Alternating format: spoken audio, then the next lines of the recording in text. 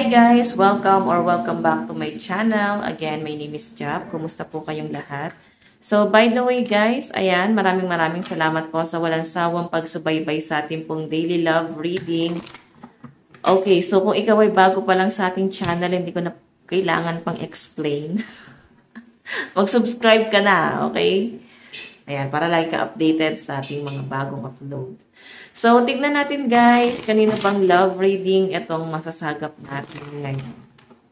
Kanino ba itong love reading? Meron tayong, may nagtatampo. Nagtatampo siguro kasi busy. Nagtatampo kasi parang ba't wala ng time sa akin to?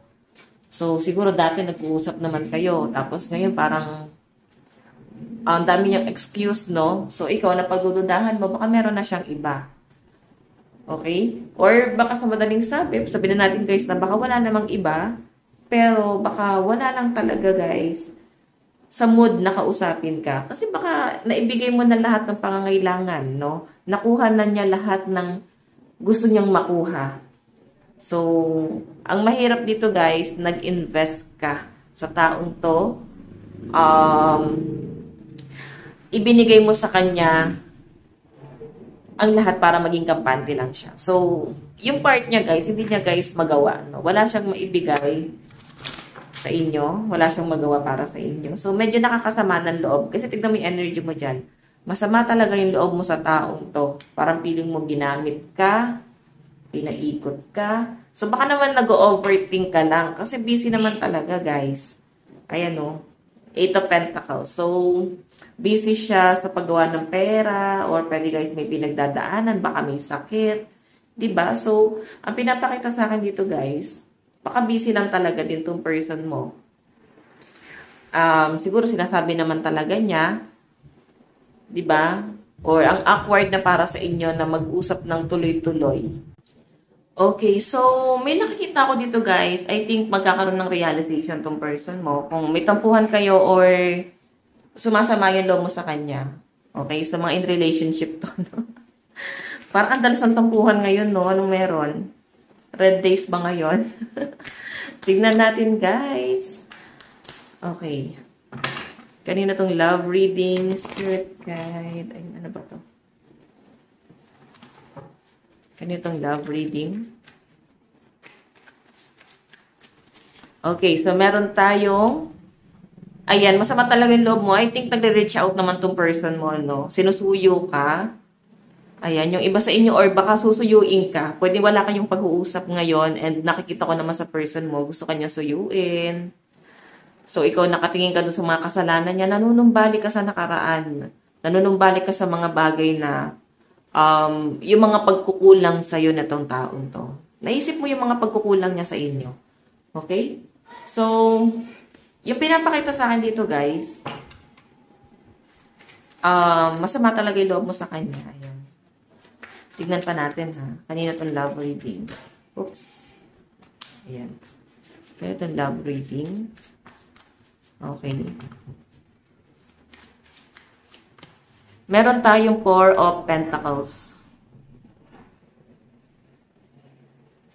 Okay, so 4 of Pentacles, Wheel of Fortune, moving forward ka. Hindi pong mahal mo pa, pero gusto mo na mag-move on. Parang ganito guys ha. Yung nangyayari is parang silent quitting, no?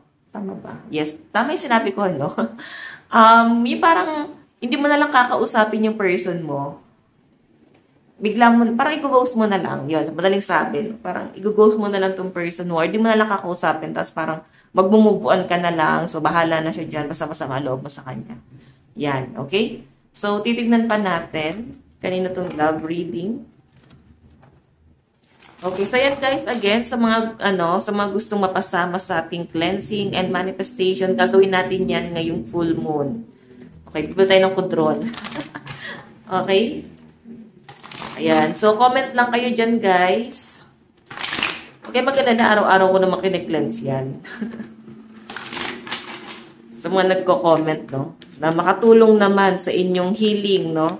So, mapapansin nyo, muunti na nag-views, ibig sabihin, gumagaan na yung pakiramdam. Siguro ng iba, nakaka-move on na. Tatanggap na nila, nagsa-self-love na sila. Okay, so tignan pa natin.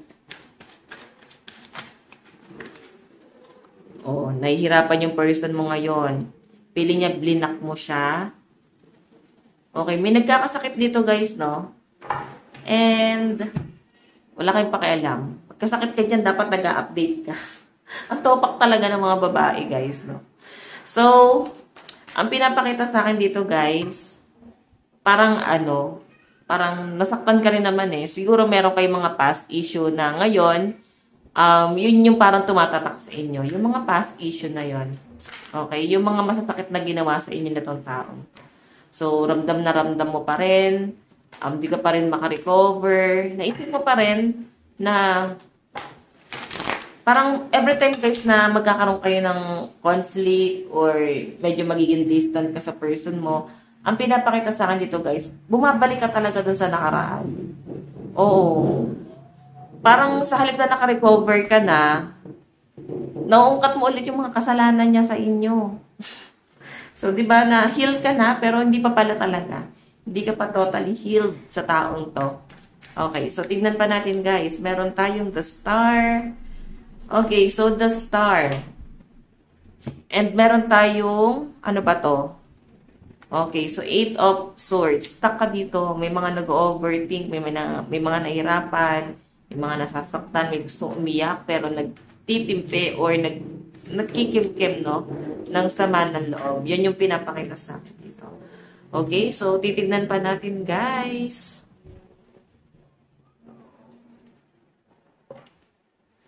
Okay, so yan yung bottom of the deck natin, the lovers. So, guys, ayan, sa mga in relationship, o iba sa inyo, guys, nagkaroon tampuhan. Ito, guys, itatak nyo sa isip nyo, ha? Be matured enough. Ayan, para kung nanay nyo. So, sabi nila kasi, ang relasyon, kailangan magtatampuhan lang, pero, okay, so alam mo, nakikita ko sa'yo, medyo mahirap sa end mo, kasi parang nandun ka sa point na marami kang expectation dito sa relationship na to, na parang hindi mo nakukuha. So, nadidisappoint ka talaga nitong person na to, so, dagdag siya sa sama ng loob mo. Siguro, nandun ka na sa point na, parang wala naman talagang nangyayari. So, I think may mga nare-realize ka na masyado mo na siguro pinahirapan yung sarili mo. Okay? So, titignan natin, guys. Ayan. So, sa mga walang label naman, pwede rin naman, guys, akma pa rin sa inyo to. Kung nandun pa kayo sa situational, no? Level or, sabihin na natin, guys, na sa getting to know each other. Pwede rin naman, guys, kasi may mga sumusuko dito, eh. Okay? Kasi I think yung energy mo kasi rito parang pasuko na. Parang wala nangyayari, parang walang time sa inyo. So, may in-expect ka sa taong to. Pwedeng hindi niya naman guys binibigay yung mga in-expect mo. And naninimbang ka dito guys. Ayan o. May tinitimbang ka ngayon dito sa connection na to. So, kung ano man yung mga tinitimbang-timbang mo na yan. Sobrang dismayado ka talaga. Okay, so titignan natin guys. Kanina po itong love reading. Parang sa end mo masyadong masakit to guys. So meron tayong Queen of Cups. Parang tama na yung masyadong pagpapakamartir. Parang ganon. So Queen of Cups kasi yung energy mo. Nagtyaga ka naman eh. Binigay mo naman yung best mo. Pero parang sobrang nadidisappoint ka talaga. Okay? Okay. So titignan natin. Dahil mo naiisip po. Yan. Lapag natin guys ha. Marami kang nagiging realization, parang meron ba siyang plano? Mahal ba ako? Sobrang grabe yung pag-overthink mo. And pati yung financial na tong taong to, parang medyo disappointed ka. Okay? Sige, tignan pa natin guys. Kanino tong love reading? Meron tayong 3 of Pentacles. What else? Meron tayong the Empress. Blessing to guys. I think kung hindi ka man, kung na-feel mo na parang hindi ka blessed dito sa connection na to, parang blessed ka pa rin sa ibang bagay, no? Yun yung pinapakita sa akin dito. Kahit paano guys, parang may peace of mind ka pa rin kahit paano kasi maayos yung daloy ng pera mo. Siguro, yun yung gustong iparating sa inyo ni universe na mag-focus ka sa financial kasi mas ito yung swerte sa inyo. Kasi ito guys, abundance to. And collaboration, pwedeng nabibigyan ka naman ng attention ng ibang tao, hindi nga lang tong taong mahal mo. Okay? Sobrang nasasaktan ka sa ginagawa niya talaga. Kung ano yung trato sa inyo, sabihin natin guys na hindi mo pa nahuhuli, kung yung duda mo is parang meron na bang iba, pwedeng hindi mo nahuhuli. Pero, sobrang nahihirapan na yung loob mo dito sa connection na to. So, titignan natin guys yung energy. Ayan, kung nahihirapan na kayo guys, huwag kayong matakot na i-let go. No? Umusad ka na, masyado ka nang pinahihirapan ng damdamin mo. Ikaw rin masyado mo rin guys, tinotorture yung sarili mo. Okay? Tignan pa natin.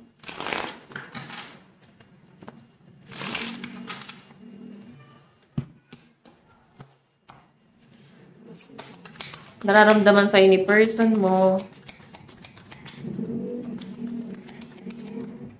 Okay.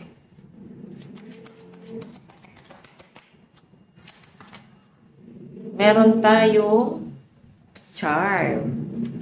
Feeling niya para kang lucky charm. Ayan, naisingit yung charm. Pero guys, hindi. Ito kasing apprentice of raindrops. Ano to Ace of Cups. Maganda yan. Okay? So, feeling ko mas maswerte ka Or mas feel ng person mo na ang swerte-swerte niya nang merong ikaw. Tapos ikaw parang feeling mo, ang malas-malas mo nang meron siya sa buhay mo. Okay? So, dapat kasi kung ano yung energy na nakukuha niya sa inyo, like ikaw, parang positive yung binibigay mo, dapat ganun din yung binibigay niya sa inyo. Pero guys, parang opposite, no? Parang hindi kayo same vibes. Sabihin na natin guys, goods naman kayo, masaya naman kayo pag magkasama. Pero mapapansin mo guys, parang hindi kayo same ng gusto. I think meron kayong mga bagay na hindi pa rin kayo sa pagkakaunawaan. Pero yan na nga. Ano to guys? Apprentice of Raindrops. Feeling niya blessed siya talaga sa inyo. Okay?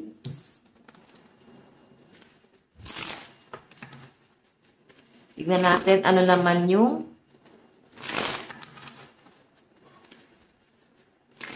okay. Ano naman yung tingin ni person sa'yo?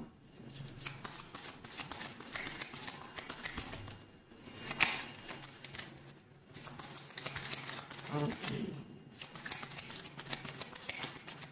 Tingin sa'yo ng person mo. Oops, dami nito. Ito yung kukunin natin. So, meron tayong burden.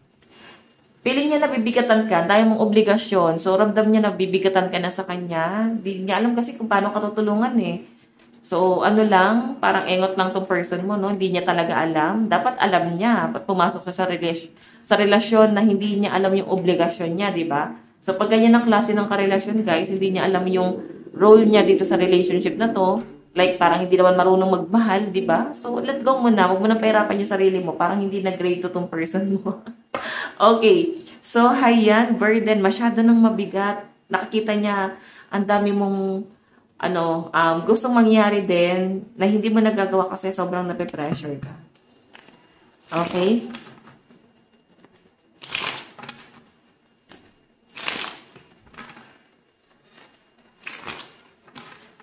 Tingnan natin.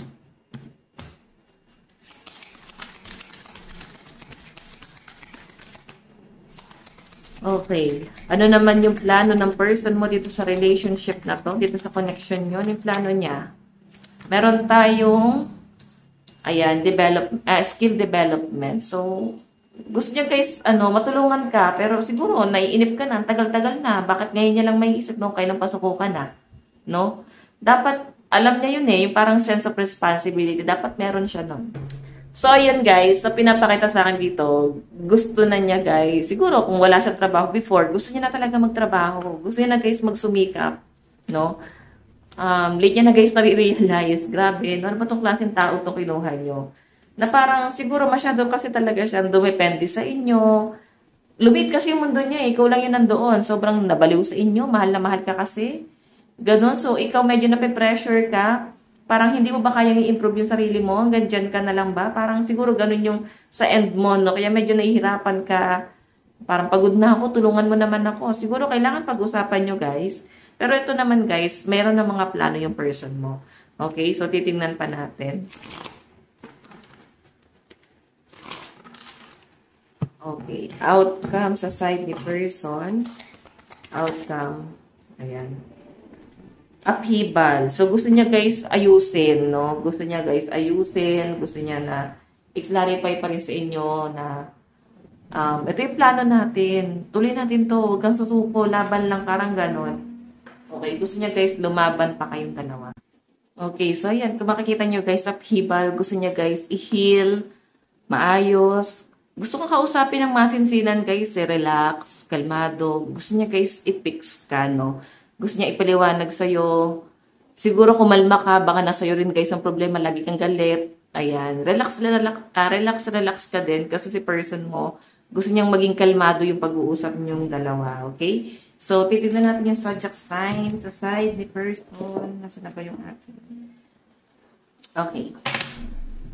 Leo, Aries, Taurus, Gemini, Pisces, and Capricorn. And Aquarius, Cancer, Scorpio, Libra, Sagittarius, and Virgo energy. Yes, meron tayo Scorpio, Aquarius, Leo, Gemini, and Pisces energy. Sa side ni person mo yun, yung zodiac sign, okay? So, sa side mo naman, tignan natin.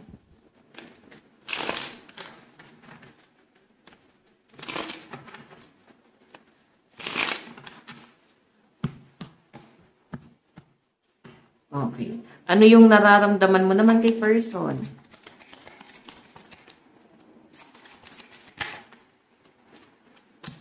Meron tayong generosity.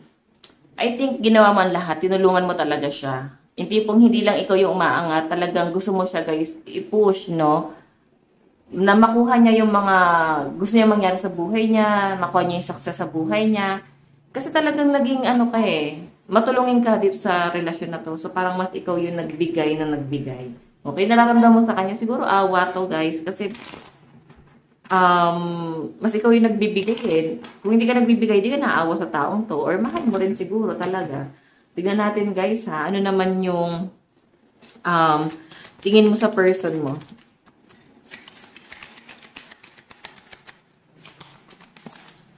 Okay, meron tayong indecision. So, yung tingin mo sa person mo, guys, parang wala siyang sariling decision sa buhay niya. Okay, magulo mag-isip, magulo magplano, parang urong-sulong.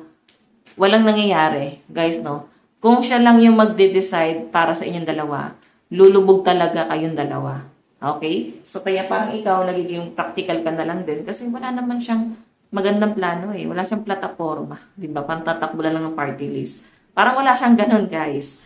Okay, so tignan natin ano naman yung okay, plano. Doon tayo sa plano mo. Ayan, ito kunin natin. Ito yung unang bumagsak. Anxiety, di ba? Grabe na yung anxiety mo dito. Grabe yung stress, grabe yung trauma. Oo. Outcome. Meron tayong creation. Gusto mo magtulungan kasi kayong dalawa eh. Pero wala kasing give and take. Siguro talagang nangyayari. Kaya medyo frustrated ka dito sa relasyon na to. Okay? So, titignan natin yung zodiac sign sa side mo.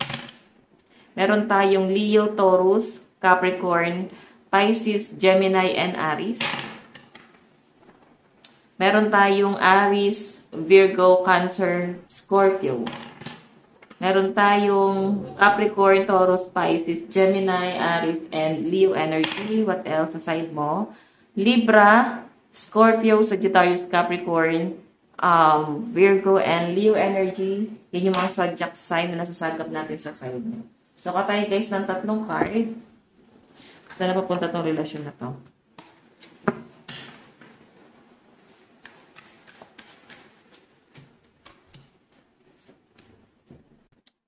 Okay, so kung makikita mo, meron ako nakakita ritong someone na nag-aantay sa'yo sa malayo. Meron siyang offer na cup of love.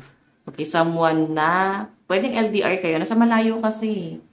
So, guys, mahal ka ng person mo, pero mas hindi mo ma-feel. Wala siyang effort. Parang di man lang, guys, nag-update. Walang good morning.